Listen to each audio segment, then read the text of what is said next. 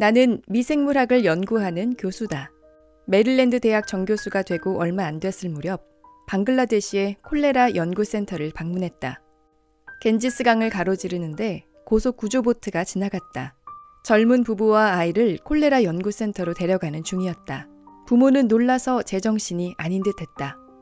연구센터 한쪽에는 유아용 침대가 놓여 있었다. 콜레라 환자의 경우 염화 나트륨과 칼륨염이 풍부한 물을 6.5에서 7.5리터 이상 잃으면 몇 시간 안에 사망할 수 있다. 몇 년 전 콜레라 사망률을 1%로 낮춘 치료법을 발견했지만 여전히 아무도 이 질병이 어떻게 전파되는지 원인을 정확히 알지 못했다. 그날 이후 나는 수억 명을 죽게 한 이 질병을 치료하기 위해 평생 콜레라를 연구하기로 결심했다. 1920년대 내 부모님은 이탈리아 이민자였다. 당시에는 미국에서 이탈리아인으로 살기 힘든 시절이었다. 계약금을 줄 테니 다른 곳으로 이사가요. 마음에 상처받을 만한 일들이 일어날 때마다 아버지는 우리에게 말했다. 화내지 마라. 훌륭하고 견실한 교육을 받아야 한다. 저 사람들이 내게서 뺏을 수 없는 유일한 것은 네 머릿속에 든 지식뿐이란다. 나는 대학에 가서 화학자가 되고 싶었지만 고등학교 화학 선생님은 내게 추천서를 써줄 수 없다고 대놓고 거절했다. 이 학생은 화학을 할 수 없어. 퍼듀 대학은 미국에서 가장 큰 이공계 학부가 있었고 최고의 과학 학부생을 유치하는 데 열심이었다. 나는 전액 장학금과 비용을 지원받고 그곳에 입학했다. 현미경 아래 꿈틀거리는 작은 생물들은 나를 매료시켰고 나는 전공을 세균학으로 바꿨다. 대학원에 가려면 장학금 지원이 필요했다. 내 성적은 올 A 학점에 가까웠지만 담당 교수는 이렇게 말했다. 자네가 앞으로 학위를 받을 수 있는 것은 산부인과 병동뿐이네. 나는 분노하면서 나 자신에게 약속했다. 반드시 학위를 받고야 말겠어. 석사 학위를 마친 뒤 해양학 박사 학위를 받았다. 이제 나는 해양학과 어류, 조개류와 같은 해양 생물과 관련된 세균을 연구하게 됐다. 하지만 1960년대 대부분의 아이비리그가 그러했듯 대학에서는 여성 교수는 거의 채용되지 않았다. 다행히 메릴랜드 대학은 그렇지 않았다. 게다가 훌륭한 전통을 자랑하는 미생물학과가 있어서 내가 연구를 이어가기에 이상적인 대학이었다.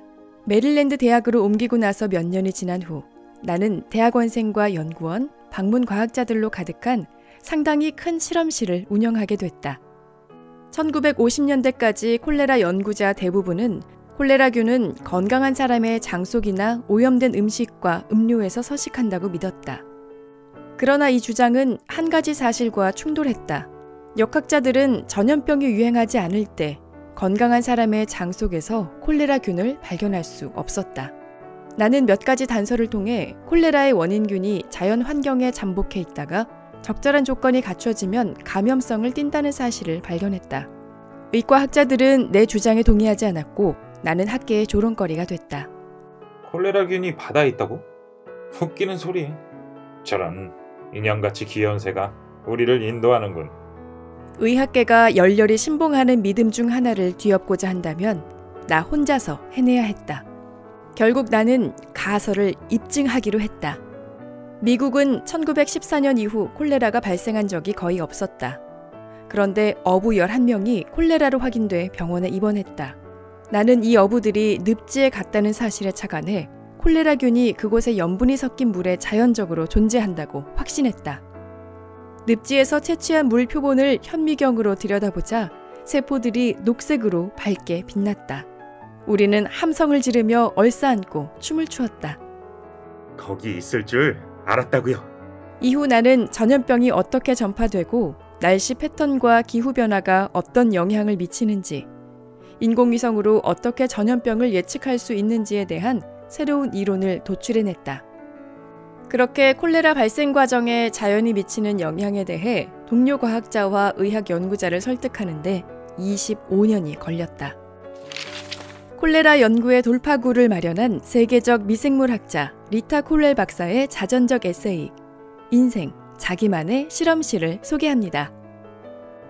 미국 국립과학재단의 첫 여성 총재를 지내며 과학계 유리천장을 깬 원조 랩걸의 생생한 경험담과 후배 과학자들을 위한 아낌없는 조언을 만나보세요.